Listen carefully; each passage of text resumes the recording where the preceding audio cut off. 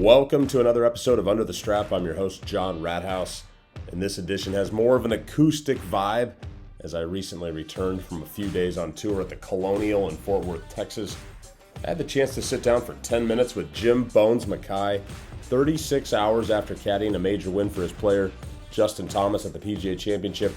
We replay the majority of that interview, which includes his favorite moment from the week and his thoughts about his now infamous Saturday night range talk to JT. Also, some Caddy confidential nuggets that I picked up on the road about LIV Golf as they're set to release the full field this week for their first event in London the following week. What's the feeling going to be among players as they go their separate ways? Also, I highlight some of my favorite things from the 6 interviews I did with caddies for Victor Hovland, Kevin Kisner, Abe Ancer, Webb Simpson, Ryan Palmer, and Kevin Na. It's different than what we've done before. Enjoy.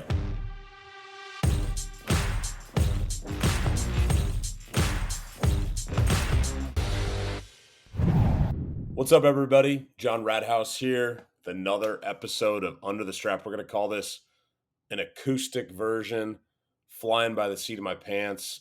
Just got back from 3 days at the Colonial, one of the great tournaments on the PGA Tour. Was doing some stuff for the Caddie Network alongside Charles Schwab. Put out a bunch of interviews with 6 different caddies.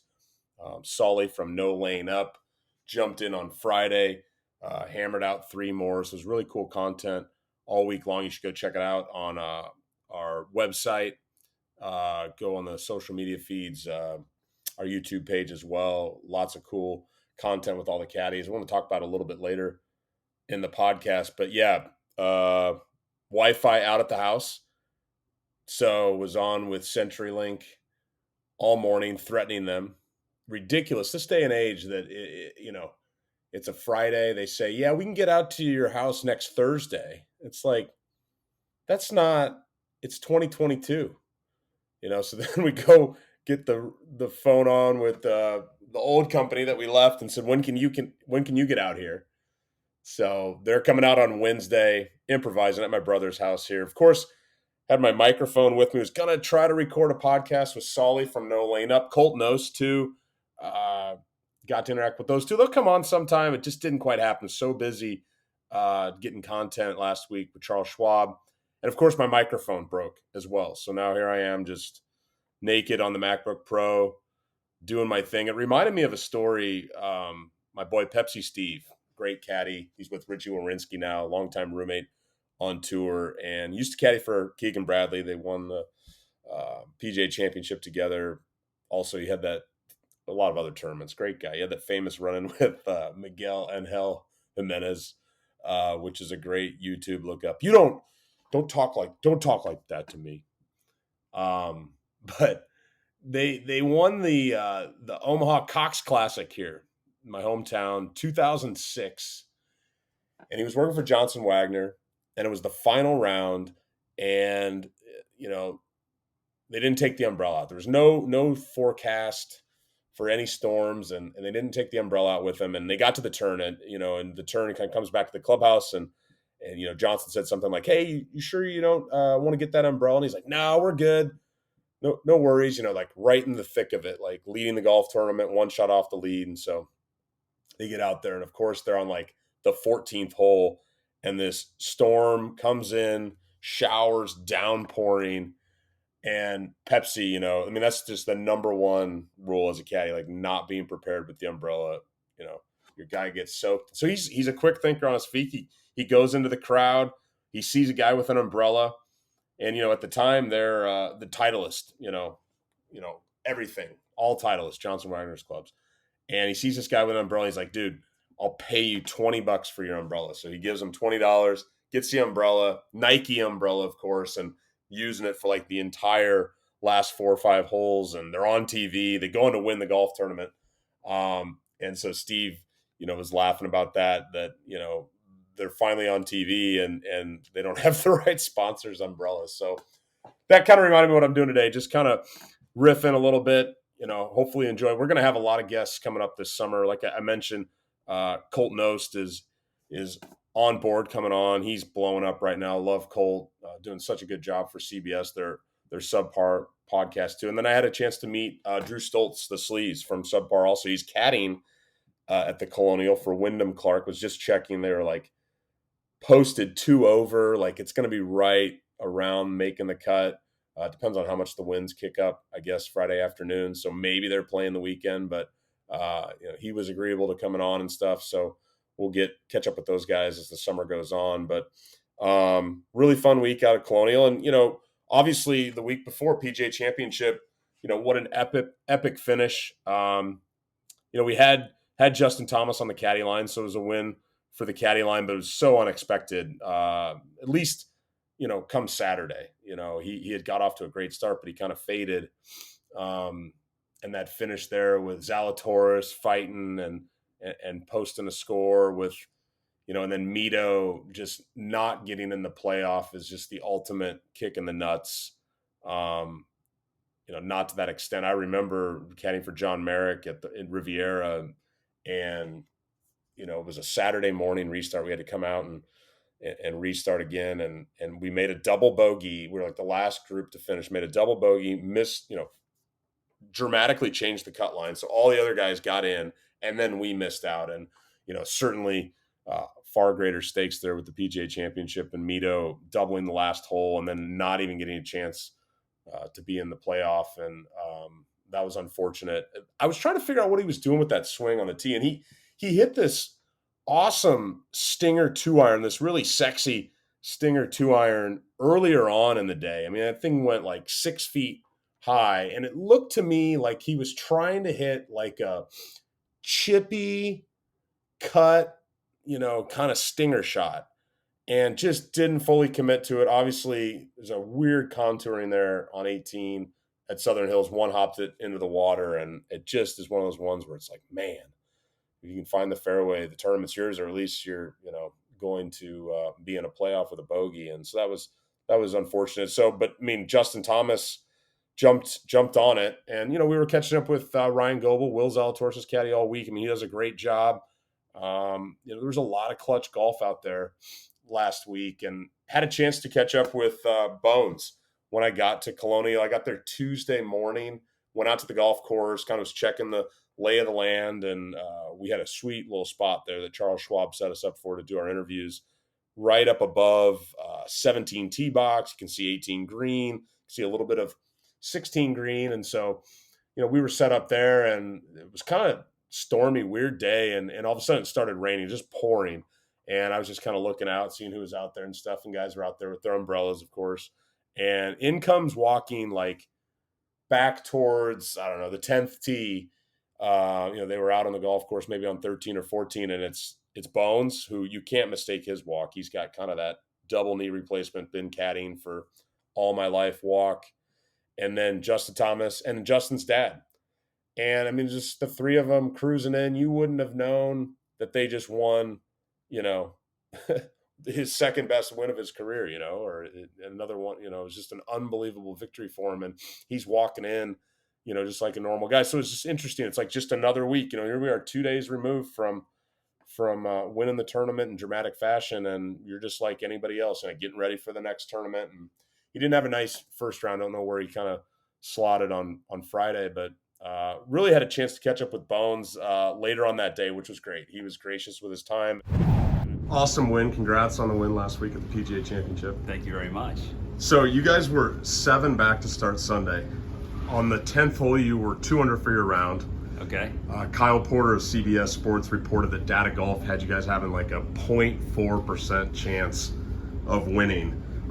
You guys posted 5 under. I saw a nice fist pump from you in the background. You knew that was a good score. Yeah. I guess my question is, like, he complimented you for keeping him in the moment on Sunday. What was going through your mind on the back 9? And then how did you lean on your experience, and did your focus shift at all once you found out you guys were in the playoff? Yeah, to me, you're just looking to kind of capitalize on those kind of signs that you have. And the interesting thing, you mentioned the back 9, was he hit a really good approach shot into 10 and had 10 to 12 feet up the hill and missed it. And then you go to a hole like 11 and the guy makes it from 60 feet.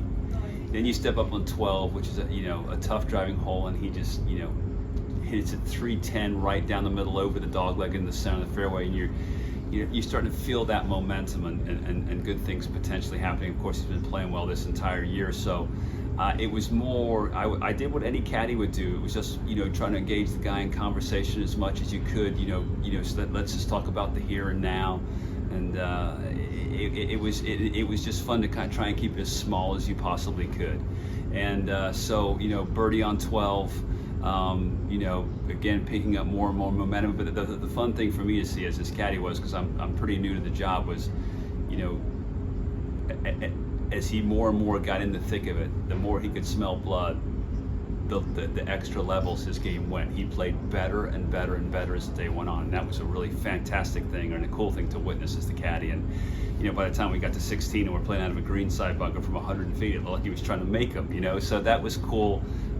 He's obviously got a lot of experience in terms of winning tournaments. He's certainly a guy you stay out of his way. He doesn't need much from me, but I think one of the biggest highlights of the week for me was on the 72nd hole to hit this amazing drive, and we're trying very hard. He's trying very hard to make a 3 there, because he's not looking at leaderboards at this point, and just to hit a shot into a green that's that tough to hit. The green looks like it's on top of the clubhouse, hitting a big kind of cutting fade in there, and to hear him talk to that ball in the air, that was the highlight of the week to me. So it was really cool. That's really cool, and you mentioned that. I mean, that was an amazing shot in there, and one of the things you said afterwards was that he was one of the players that if he had the opportunity to come back to caddy for, he would be the one, and you highlighted that his shot making was so unique. He's so good at that. This was the second major you guys worked together. Did you learn anything from working together at the Masters this year? And then how much fun is it for you to be a part of the decision making for a guy that's so skilled at shot making? Well, I honestly think that if you and I were talking a year from today, I'd still be learning about Justin Thomas. I think that, in my previous experiences, there's a lot to learn. You're learning about the guy's physical game. You're learning about, engaging the guy, conversations at the end in those big moments where you're certainly trying to add something of value, but trying to stay the heck out of his way as well.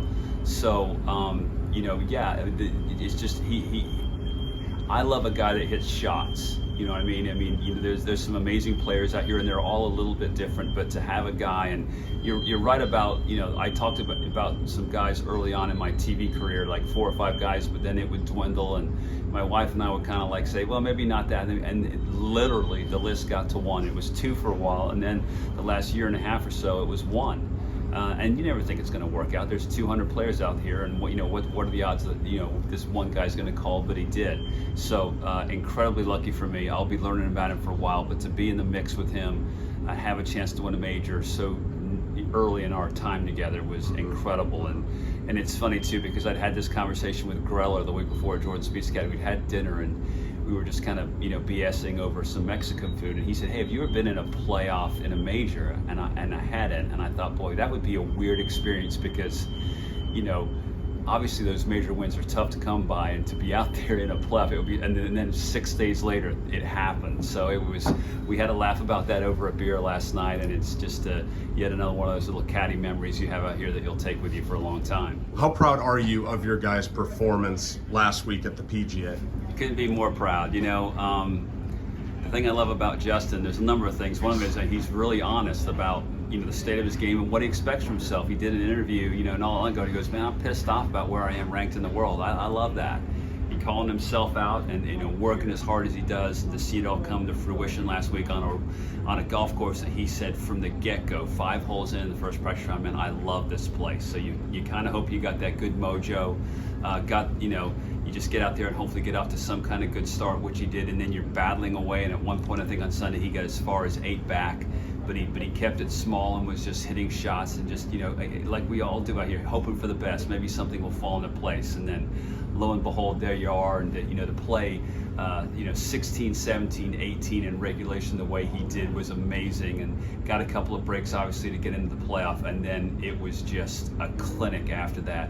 He missed the first fairway, but after that just hit every shot exactly where he was looking. And again, it's thrilling for us caddies to be there in those big moments, but to see a guy that works that hard, that wants it that much to pay it off and grab the trophy, man, I'll remember that forever. That's awesome. And we talked off camera previously here about how unique that win was for you, being the first major championship you were a part of a win in a playoff. So that was cool on top of it. a lot of talk have been about this Saturday night range talk that you gave to Justin. That came out after the fact. I mean, he said, his dad said that was a huge impact on him, leaving the range in a positive frame of mind. And, I think the gist of it was kind of that you were saying, hey man, you're trending in the right direction. You need to keep it positive so that good things can happen to you. When you look back on that conversation, how will you remember it? Well, as you know, as a former caddy, and all these caddies out here know, the thing for us is we don't have to hit the shots, and we certainly aren't taking the pressure home at night that these guys are. They're trying to win the tournament, so it's easy for me in that kind of context to see something in maybe a slightly different light than Justin was. Justin, if he's frustrated that he shot in a few over on Saturday, and just, for as well as he played, it certainly wasn't the score you want on moving day at a major. But, any caddy would have done what I did, which is say, hey man, the great thing is you're playing well. Typically the way you played today, it would have been 70, 71, whatever, but it adds up to 74, and there you go. But the great thing is when you drive out of here tonight, you're playing well and your game is trending in the right direction. There's nothing to sit out here and fix.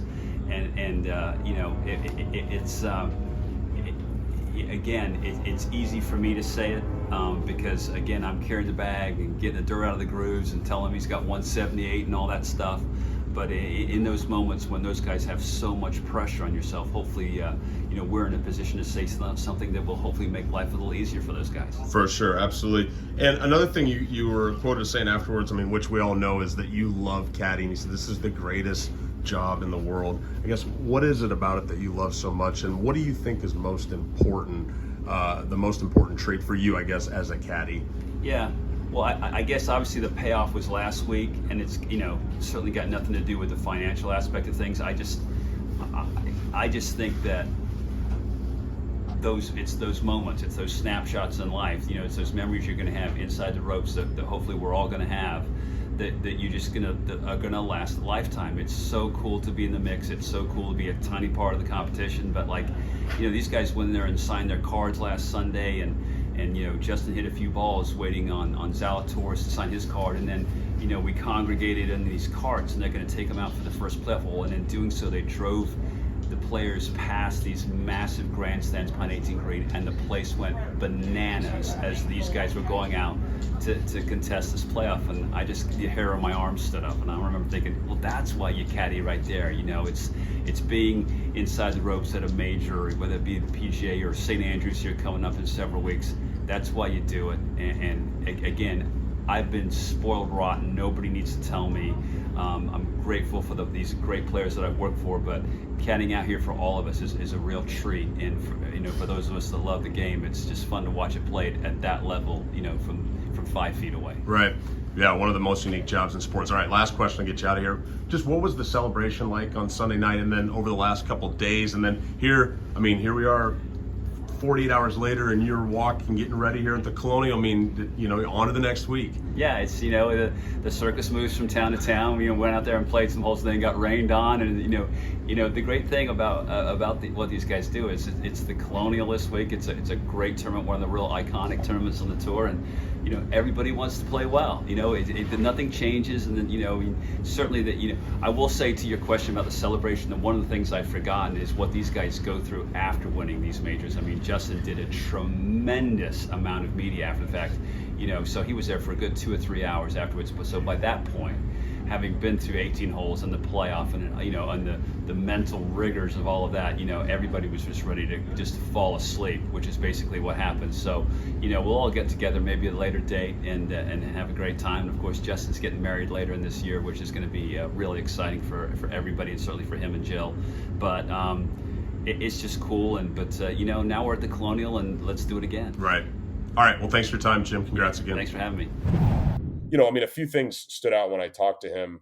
Everybody was talking about that Saturday night range talk that he gave Justin Thomas, and he played it off a little bit. He said, as a caddy, it's just so much easier because we don't have to deal with the pressures that go with kind of having the lead or trying to win a major. And so I told him the things that I thought he needed to hear. And it was also interesting too, that Justin's dad was like, that wasn't something that I could say.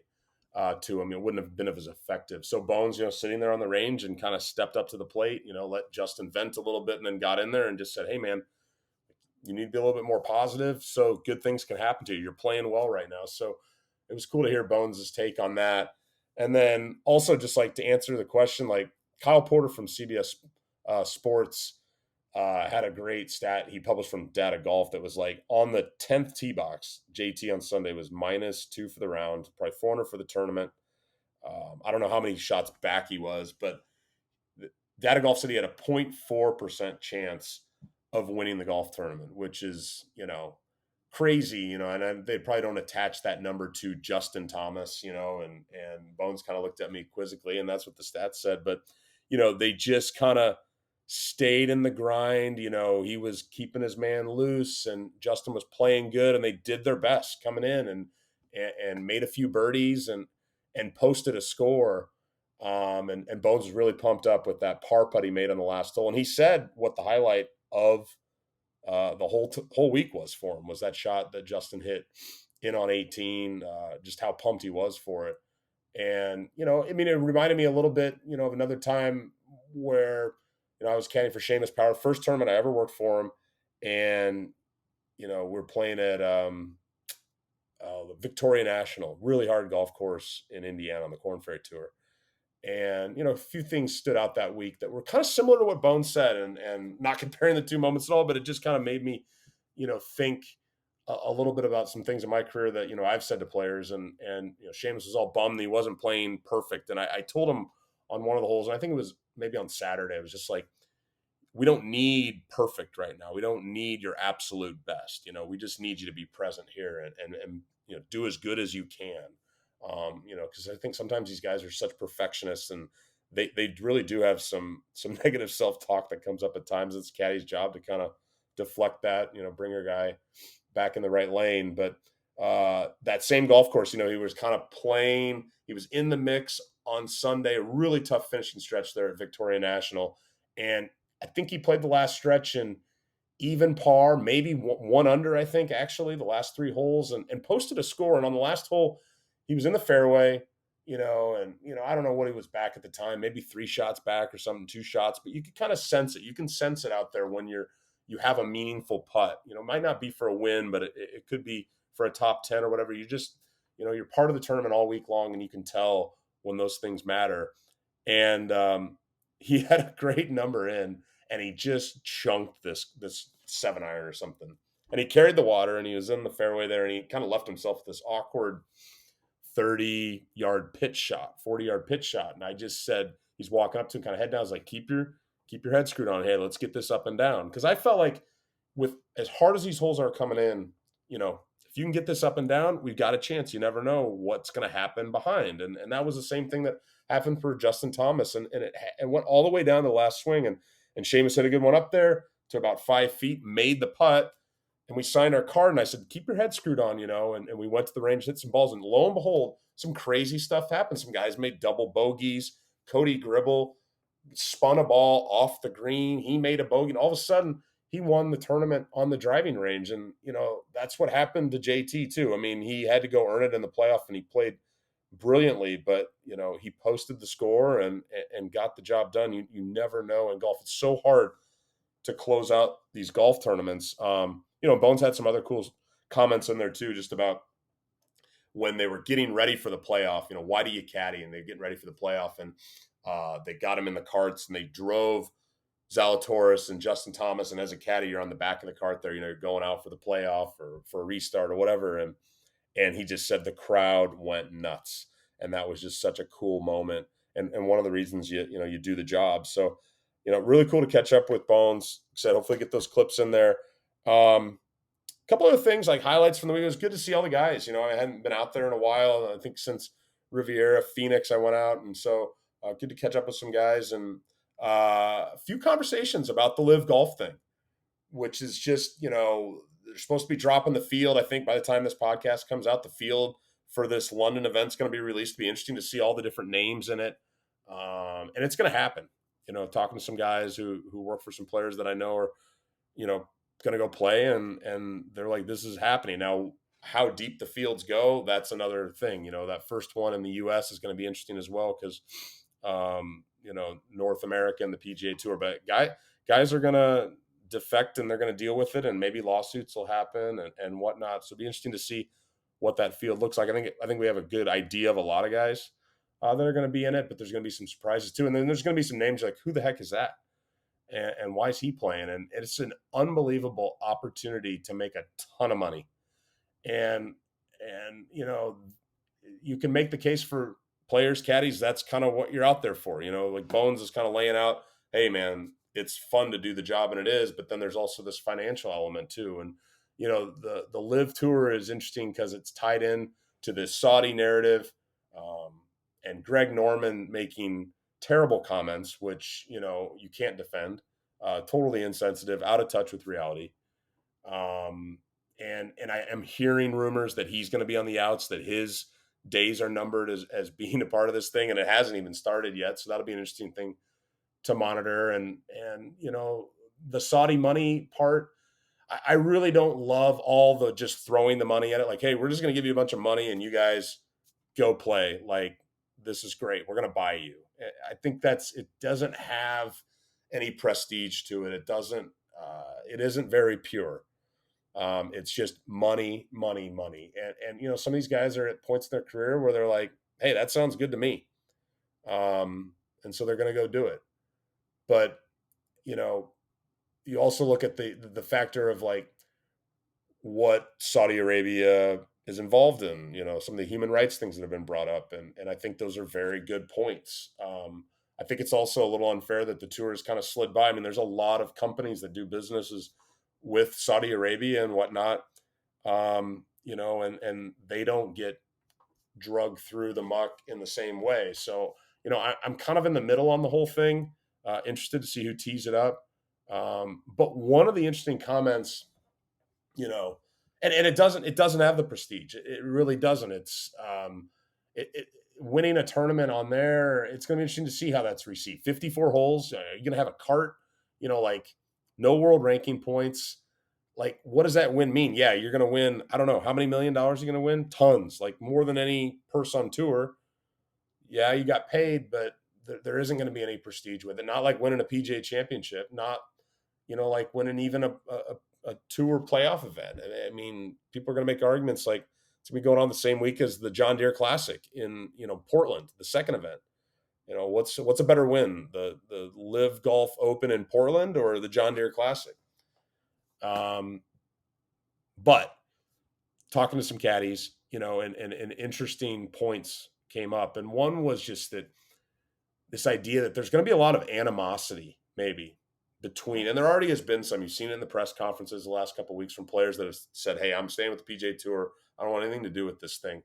But maybe some animosity that's going to crop up from some guys on tour that are either established players or maybe struggling, or have had nice careers but haven't been paid these. Like, all of a sudden, this guy shows up that you've never heard of, and he finishes fifth in a LIV Golf event and cashes a check for $2 million or whatever it is going to be, and you're like, what did he do to deserve to earn that money? And there's going to be some hard feelings, and it's going to be interesting to see, how everybody gets along.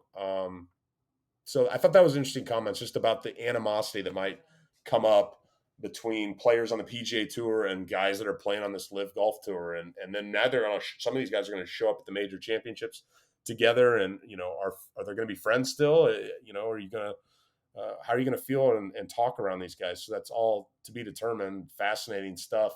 Crazy moment in the golf world right now. We'll see who's in that field. So, but yeah, to just touch a little bit on some of the things that I did when I was there for Charles Schwab. We had 6 caddies lined up. Had an opportunity to catch up with Shea Knight, first Victor Hovland's caddy, great guy, who gave credit to Ricky Fowler's caddy, Joe Scavron, for getting him the job. And there's that Oklahoma State connection. So Ricky knew Victor, and Shea was kind of looking for a bag at the time. And Joe said, you can't go wrong with Shea. And I couldn't agree more. I mean, Shea is one of the most positive and concise, direct caddies that I've ever worked with in my career. And he's such a good looper.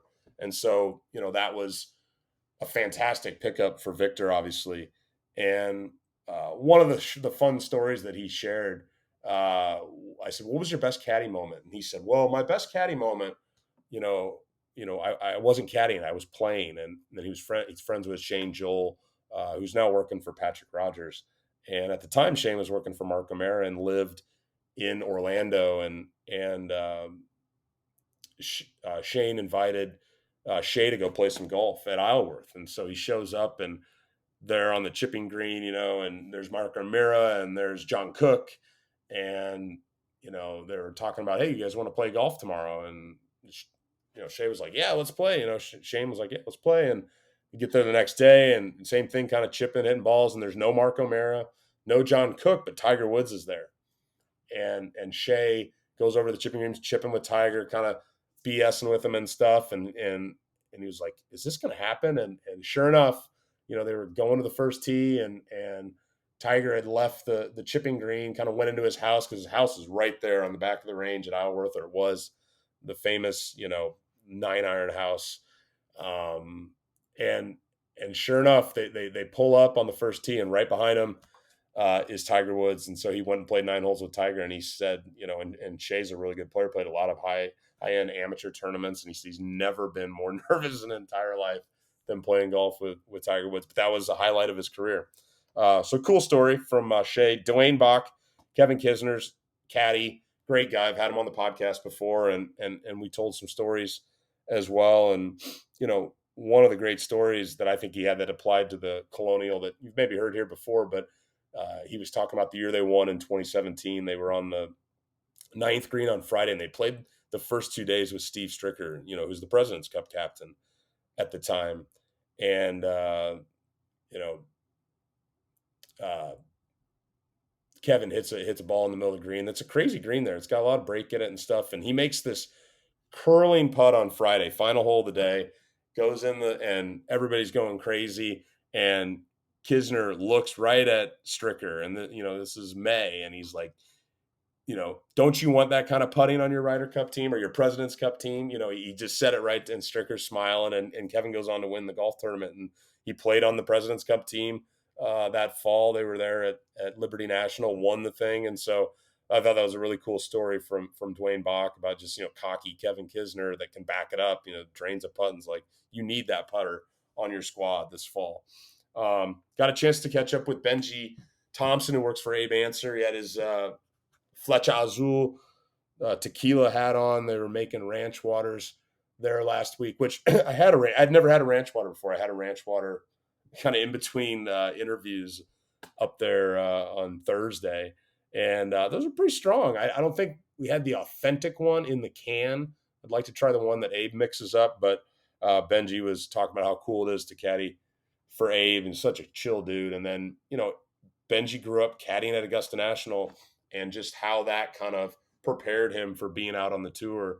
And, there's a lot of caddies on tour that have caddied at Augusta National. I mean, back in the 70s, there was a lot of the African-American caddies coming out from Augusta National, a lot of the OGs. And then, lately, really in the last 15 years, I noticed a lot when I first started on the Corn Ferry Tour, guys from Augusta National, because their season would end in the season's over there in April, basically. You caddy from October to April and you're done. Well, then that's perfect. Go out on the road and caddy on the Corn Ferry Tour, the PGA Tour. I mean, Don Cooper comes to mind. He's working for Chris Kirk right now. He's a longtime career with Lucas Glover. Chris Kirk's playing awesome at the Colonial this week, might go win the thing. And Coop's a really famous former Augusta National caddy. A buddy of mine, Tim Giuliano, Augusta National caddy. There's a lot of other ones. Another one that won this year with Chad Ramey, Dave O'Donovan, DOD, our boy from the Tour Junkies, DB, is a former Augusta National caddy. Now, hasn't caddied on tour as much, but he covers a great amount of the tour with the Tour Junkies. But so many Augusta National caddies, and Benji's one of them. He had a great career with Lexi Thompson. Now he's on Abe's bag and doing fantastic for them. They had that great win in Memphis last year. So, really interesting stories from him about starting there. Then I had one of my favorite guys up there. I mean, Paul Tesori is so cool. so fun. Webb Simpson's caddy, and we talked for 20 minutes. I really would recommend you go find that on our YouTube page, on our website.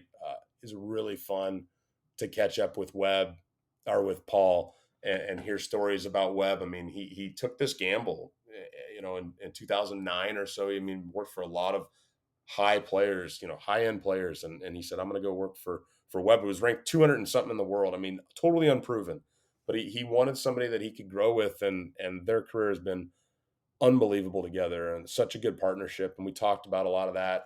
And, Paul's a good player too, played professionally and recently played really well in the Florida Senior Amateur. And we chatted about that a little bit and also talked about, he mentioned how, the Paul Tesori caddy is a completely different guy than Paul Tesori, the player. He said, Paul Tesori, the caddy, is one of the most positive dudes you've ever met in your life, pick you up, all that stuff. He's like, Paul Tesori, the player, is full of negative self-talk, this and that, yelling at himself. I don't know if he was saying throwing clubs, but and he said Tiger Woods, was always giving him crap about that, about how he is out on the golf course as a player. How are you, who could caddy for you out there? Uh, and I forget. I asked him who he would have as his caddy if he could. And I thought he was going to say Ted Scott. And he said Chad Reynolds, who's working for Cam Champ now. Great caddy. He's like, Chad knows me so well. He would keep me loose, frame of mind. And so I thought that was an interesting answer that he had. So yeah, I mean, Paul Tesori, go check that out. Always great to catch up with Paul. And then we had James Edmondson out, who's a member at Colonial, been there for a long time, maybe 17 years or something. He's Ryan Palmer's caddy, and really cool to talk to him and catch up about some things about the club. He said that, when he first got on tour, growing up going to the Colonial, this is a great small town tournament, and it's retained that feel. And he said, I think this is the best tournament or most similar to Augusta. And I thought that was really interesting because it's member run. The members are in charge of everything, and they put up a lot of money for it as well. And so I thought that was fantastic insight. And he also talked about when he first got on tour with Ryan Palmer, he's like, going to the first couple tournaments, he's like, okay, well, this isn't like Colonial. And like he was going around and around, and he realized like how good the Colonial is. And that's true. It's still that way today. But I asked him what his best round out there was, and he said 62, which is a great score. I mean, 800 par out there. And he said he had a great story about Ryan. One year was 7 under, and and James kind of talked him into the right club on the last, and he knocked it in to tie James's 62. He kind of kept him loose out there, saying like, not like, oh, this is for a 62. It was like, hey man, if you make this, you're gonna break my course record, and he did. 4-time club champion, which is really impressive. And then on Wednesday, he played in the Pro-Am for the second year in a row, and he played the front nine with his buddy Jordan Spieth. So you've got Jordan Spieth and Greller and James and Ryan Palmer. They were all there kind of laughing it up on the 10th tee box. It was a really cool scene. And Greller had a great video taping James's tee shot on 10, and he kind of pulled it a little bit. And we've got some good video of that too that we tweeted out earlier in the week from Greller's own footage of that. But James took some money off Spieth, and James takes money off Spieth often. They play. He's good enough to beat some of these guys, on his own track. Really good player. And it was funny. I was talking to Greller afterwards, and I said, "How was it out there with him?" And he said, it was cool. It was fun. He was saying that when they were playing practice rounds out on tour, a lot of times Ryan and Jordan will play practice rounds, and they play this game where it's a match, and if the pro misses a putt, then that can decide the hole. I don't know if it's a par putt or if it's just a putt that can win the hole. And they miss it, their caddy can come in and basically have a mulligan, hit a redo putt. And he said James really doesn't make a lot of putts in that game, and Greller kind of cleans up in it a little bit. And Greller's like, I'm a terrible player. He's like, I'm like a 13 handicap, but he's a lot of those 13 handicaps can make some putts. And so he's making putts like his boy Jordan, and James is missing them left and right. Well, he's always using Ryan Palmer's like putter. And so James made some putts during the Pro-Am, and that's what Greller was saying. He's like, it was awesome to see James actually make some putts for once. He's like, he's a really good putter. So I thought that was a cool story. But one of the best things that came out of James was, he had some serious comments too. And we talked about, I said, what's a key to staying with your player for so long? They've been together for like 17 years, and they grew up together playing high school golf against each other, played college golf, mini cooler golf against each other. So they knew each other really well. So that's a different kind of thing. It kind of reminded me a little bit of Gino and Joel Damon in that regard. So, a different starting point for those two. But still, 17 years later, their families are good friends. They're good friends. It can get tiring out there. I worked for John Merrick for 6 years, and we became good friends. And it was always much more of a professional caddy relationship, although we'd go out to dinner and have beers, and he let me stay at his house and stuff like that. But after 6 years, it had kind of run its course. And I worked for Seamus Power for 4 years. It's kind of same thing, and so here they are, and I felt like that's a long time. And you always want to work for your player as long as you can, as long as you guys are doing well, and they've done really well, Ryan and James. And I asked him about that. I was like, what's important in that? And he said, I really think it's about staying relevant. And he said, it's with your kids, it's with your wife, it's with your pro, it's with your job, keeping it fresh, keeping it fun, changing it up, being relevant. And that was almost maybe the one thing that I'll take away from that week more than anything was his comments about that. And maybe we can clip them in here, but go check out that interview with James. Really cool. And then the last one I had was with Kenny Harms, Kevin Na's caddy, popped up there after their round. And Kenny and I had a good time. He was grinding with his player for a couple hours, and he came up a little later. And that time of the afternoon, there's some people had been kind of served a lot of alcohol. There was a guy that jumped into our interview halfway through. I hope we left it in the clips, but this guy, he was pretty sauced up, and he's like, I'm here with Fox News. And he like walked right in the camera, got in, and he's like, he had no idea what we were doing. He's like, hey, can your guy make any putts? We finally got a question from the audience. And so Kenny and I just kind of went with it and kind of ribbed him back and forth a little bit. It was a pretty funny deal to end the week. But Kenny had a cool story in there too. Of course, when they won in 2019, he kind of pumped up his player earlier in the week, Kevin, and said, every year, not every year, because Daniel Berger missed out on this, but recently the Charles Schwab Challenge has had a custom old school car, vintage car that they restore and make it kind of a Charles Schwab car. And Kenny early in the week saw this car, and it's a Challenger, and it was a 70 something. I can't remember, 73, 79. And one of his first cars was that same era, and he's just like, he's a car guy, and he's like, that car is so cool. I want that car. And so he made a deal with Kevin early in the week, and he kind of planted a seed. And he's like, Kevin, when you win the golf tournament this week, can I have that car? Because they give the car to the player. Jason Kokrak got a sweet pickup truck last year. This year they've got this amazing, like, I think it's a Trans Am or a Firebird or something, like sweet, bucket seat, two-door sports car, eagle on the front or whatever, cool design, really sweet ride. And it's all tricked out with all the latest, greatest technology, which is pretty cool.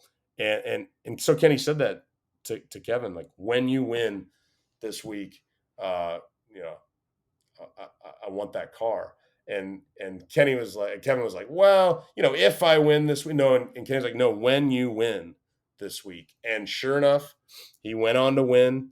And there's a great picture in the clubhouse. It's Kenny, Kevin, Charles Schwab himself, keys the car, and Kenny still drives it to this day. But he tried to do it again this week, and we'll see how it turns out, because Kevin's playing decent, at least on Thursday, out there on Friday as I'm talking right now. And he said to Kevin, when you win this week, he said, when you win this week, we're going to take that car that you won, my car, we're going to fly him in here next year, and we're going to have a drag race with the two, and whoever wins the drag race is going to get both cars. And Kenny said he was going to go put some nitrous boosters in his car to make sure that he won that, so then he gets out of there with 2 cars. So thought those were all great stories. Like I said, go check out the content. My apologies, we don't have an interview this week, so I thought I'd just run with this. Hopefully there's some good stuff in there for you. Promise we'll be back with some more cool content in a couple weeks, and always on the Caddie Network. We got good stuff coming out all the time. It was really cool to be a part of the thing with Charles Schwab. Solly did some interviews on Friday, set him up with Gino, Joel's caddy, also set him up with Joe Griner and Aaron Fleener. So those are out as well on the YouTube page, all the social media channels, the ones with Solly from No Lane Up, who's really cool to meet. Him and Tron were there. I mean, talk about, OGs. They started this whole thing with the podcast, as far as I'm concerned, in the golf world. And they were just hanging out by the putting green, and really cool dudes, nice to chat with. And all the players kind of coming up to them, BSing with them. And they have a great following and a lot of good, guests on their podcast. So cool to catch up with them. Hopefully we can catch up with them some more this year. But that's the Under the Strap for this time around. Appreciate you listening. Check us out next time. All right. Have a good one. We'll be back soon with another podcast, so please subscribe. And in the meantime, make sure to follow the Caddie Network on all your social media channels. I'm host John Rathouz. Thank you for listening.